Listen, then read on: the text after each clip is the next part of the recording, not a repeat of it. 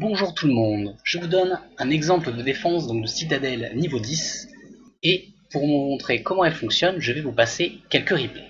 Donc nous allons voir tout de suite une défense, par exemple nous allons voir une défense sur laquelle j'ai perdu, donc celle-là. Alors, c'est une personne qui a décidé d'attaquer sur la droite en commençant donc avec des arbalétriers pour détruire le portail. Une fois que ce portail était détruit, il en a profité pour mettre toutes ses troupes à l'intérieur, donc ses troupes corps à corps, et des arbalétriers aussi. Donc on voit des paladins et on voit des arbalétriers. Donc il y avait deux groupes de paladins et trois d'arbalats. Il n'a pas encore mis son dragon, donc on suppose qu'il va tenter de faire l'attaque du dragon à la fin. C'est-à-dire qu'il va essayer de détruire toutes les défenses qui peuvent attaquer le dragon, et à la fin il devra mettre son dragon. Je pense que ça va être ça qu'il va faire. En tout cas c'est ce que je ferai si j'attaquerai de cette façon là. Donc là il a réussi à détruire toutes les défenses, et s'il met bien son dragon, là il y a moyen d'attaquer la citadelle sans se faire toucher. Et vu qu'il a gagné, je pense que c'est ce qu'il a fait. Donc là la tourelle est juste, mais vraiment pas loin là. Celle-là aussi. Donc là, je pense qu'il fait bien attention à bien placer son dragon. Je ne sais pas pourquoi il le met là-bas. Qu'est-ce qu'il fait? Peut-être qu'il veut récupérer des points de mana au cas où. Ah d'accord. Il voulait détruire il a détruit la tour donc de garde pour être sûr qu'elle meurt. Donc en fait, il a mis son dragon à un endroit où, donc à l'opposé de la tour de garde, pour qu'en fait son petit pas chassé de dragon parte sur le côté et lui empêche de se faire toucher. Donc là, voilà, grâce aux dégâts faits par le dragon, il arrive à s'en sortir, ce qui est très bien joué d'ailleurs. Et puis bon, bah moi je peux pas faire grand chose quoi là, il n'y a rien à faire. Il n'y a rien à faire, donc il s'en sort. Bon, moi je m'en sors avec deux mines d'or, trois réservoirs d'or non détruits entièrement là. Il y en a un qui a la moitié de sa vie, deux qui sont intacts. Donc je me fais pas trop piller sur ce coup là. À la fin, je fais quand même détruire un réservoir. Hop, passons. Donc maintenant nous allons passer aux défenses que j'ai gagnées. Parce que bon, c'est quand même là l'art de la défense. Il faut regarder si on a gagné, comment on a gagné et pourquoi on a gagné. Donc voilà, on peut voir qu'avant, j'ai quand même fait pas mal de victoires. La plupart du temps, voilà, les défaites c'était contre des types assez, voilà, toujours avec un Viscaria ou autre chose. Et il me semble qu'avant j'avais des défenses qui étaient en construction, donc c'est pour ça que j'avais pas mal de défaites.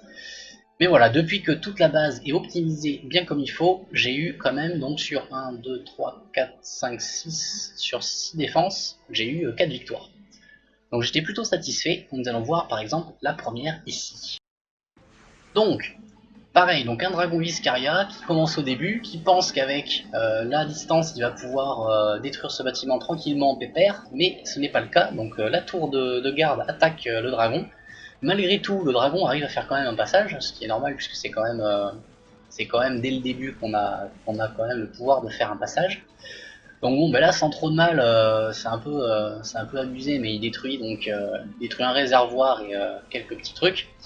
Il met, euh, il met avec son Irax donc les fantômes pour pas se prendre le premier coup de la tour de Titan. Mais bon, là, la tour de Titan frappe une seconde fois. Et là, on peut voir que la tour de Titan et les catapultes et la baliste ont balancé quand même la bonne purée. Et là, malgré le soin qu'il vient de mettre sur ses troupes, la plupart de ses troupes sont déjà mortes. Donc bon, ben là il suffit de tuer les derniers morts vivants, et puis bon, ben là les deux catapultes vont se charger du travail avec les balistes là, et les arbalétriers vont mourir assez rapidement.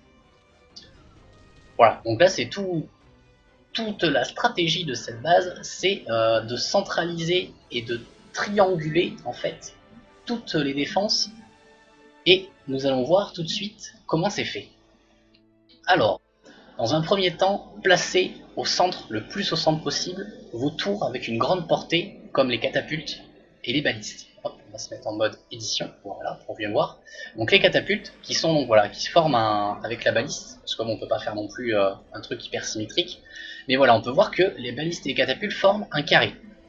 Ça forme un petit carré, et sur l'un de ces carrés, nous avons le convecteur, qui donc va charger une catapulte et une baliste. Bon, jusque là tout va bien. Ensuite, on essaye de pas trop coller à la citadelle et trianguler les tours de titan. Pour qu'en fait, quel que soit le côté où l'adversaire va attaquer, il puisse se prendre un coup de tour de titan. Voilà. Donc là, en espaçant bien et en faisant un bon triangle, presque un triangle équilatéral, tout bien, tout joli, mais pas trop centré sur la citadelle, parce que je vais vous montrer tout de suite après. Ensuite, ce qui est important, je vais remettre la citadelle là, voilà, c'est bon. Ce qui est important, c'est de mettre donc vos tours de garde aussi pareil, donc les répartir tout autour de votre base. Donc on a 1, 2, 3, 4, 5. Donc j'en mets 2 sur le convecteur de Primus, puisque les tours de garde avec le convecteur chargé font plutôt super mal. Donc j'en mets 2 à ce niveau-là, et j'essaie de les éparpiller un peu aux autres endroits. Donc bon, là on peut voir que là il y a quand même un bon endroit sans tour de garde, et c'est là où je me suis fait avoir tout à l'heure, mais bon, je peux pas non plus... je peux pas mettre des tours de garde super éparpillés partout, il y a des moments, bon, on peut pas quoi. Mais bon, c'est bien vu. Ensuite, il faut placer vos portails protégés pour pas que ce soit vos premiers bâtiments à attaquer. Là par exemple j'ai une erreur, là mon portail ici, il faudrait pas qu'il soit ici, puisqu'on peut le détruire assez facilement. Il faudrait que j'arrive à le mettre à un autre endroit où il ne se fasse pas attaquer en premier. Alors pour le mettre à cet endroit, pour pas qu'il se fasse attaquer à cet endroit, ce qu'on pourrait faire, ça serait par exemple, là, on pourrait mettre ça comme ça, ça comme ça, ça comme ça. Voilà. Là c'est mieux. Donc là, si la personne attaque, elle va devoir attaquer d'abord ce bâtiment, ou celui-là, donc le sanctuaire ou la forge, et le portail sera tranquillou bilou. Donc là c'est déjà mieux. Ensuite, une fois qu'on a fait tout ça, donc il faut mettre tous vos bâtiments qui coûtent 1 point, ou qui coûtent 0, comme les cabanes d'ouvriers, enfin les cabanes d'ouvriers, ça c'est du clash ça, comme les bâtisseurs, cabanes de bâtisseurs.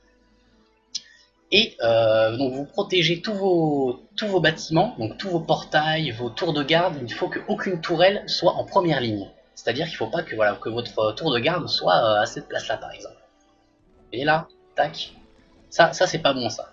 Ça, si vous attaquez de cette façon-là, cette tour de garde va mourir très rapidement, et après elle ne fera plus de dégâts. Alors que si vous la mettez derrière un bâtiment qui a des points de vie et qui prend du temps à être tué, là ils vont devoir détruire la caserne, le réservoir et une mine. Et du coup, le temps que ça détruit ces 3 bâtiments, la tour de garde elle va balancer du pâté. Voilà, c'est le but de ce placement. Enfin, une fois que vous avez terminé tout ça, bon, ben, vous placez vos murs comme vous le pouvez, une première couche au ras des bâtiments, si possible, pour que les troupes qui arrivent soient donc le plus à portée possible de vos tours.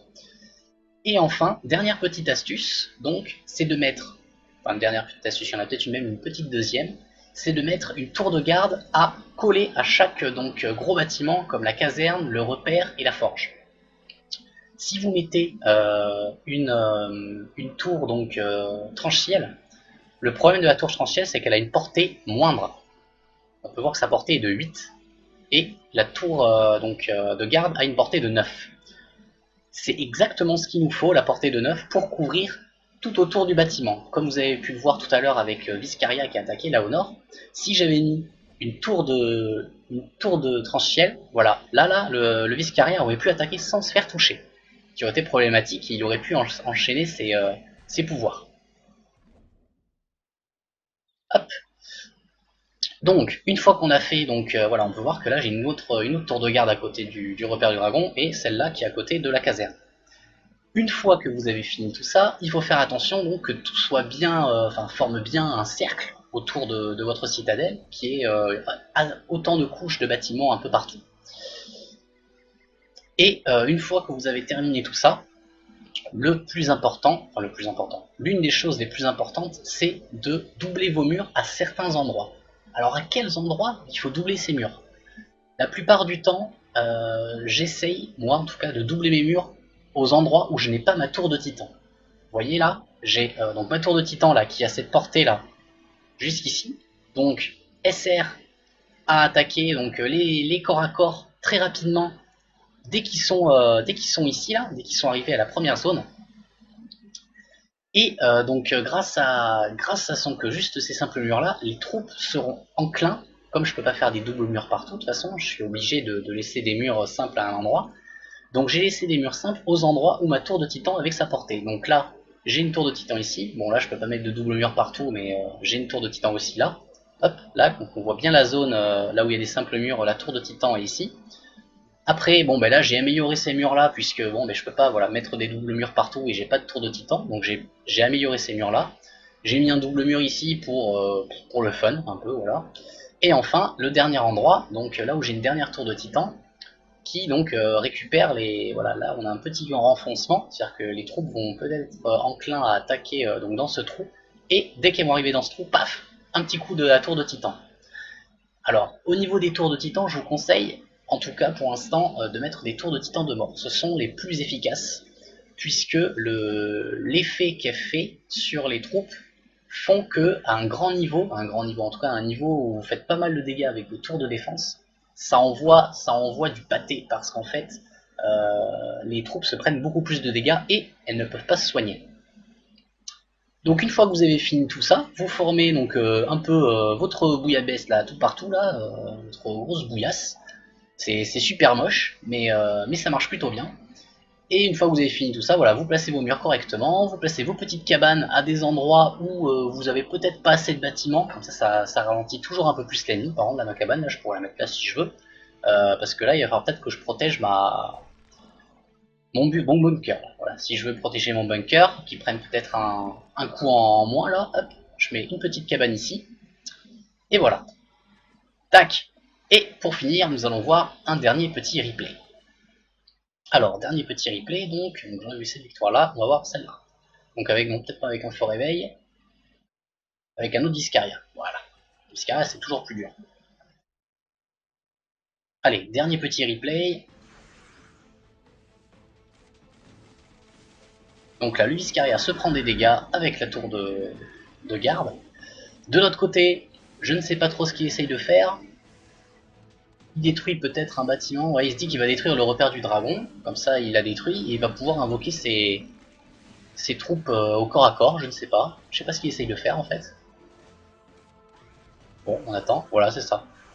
Alors ouais, il a décidé, c'est hyper bizarre quand même comme attaque, je pense qu'il s'est loupé pas mal. Ah, il a des fantassins bizarres, on dirait qu'ils sont bien améliorés ou je ne sais quoi. Des fantassins, ça va peut-être les troupes du royaume, c'est possible. Donc là c'est bizarre parce qu'il a mis ses arbalétriers en premier. Euh, je ne sais pour quelle raison, donc ils se sont pris vraiment tous les dégâts en premier, c'est eux qui sont censés se faire protéger par les autres. Donc bon, bah, c'est pour ça qu'il n'a pas réussi. Mais en tout cas, il a détruit une bonne partie des défenses, hein, une bonne moitié, hein, facile. Hein. Donc il aurait pu s'en sortir. Là, s'il met son dragon à la fin, s'il avait gardé son dragon qu'il avait mis ici là, pouf, il aurait pu y arriver quoi. Il aurait pu y arriver. Mais bon, tant pis. Maintenant que cette vidéo vous a plu, et j'espère qu'elle vous a plu, n'hésitez pas à la partager, à la liker, la commenter, et tout ce que vous voulez.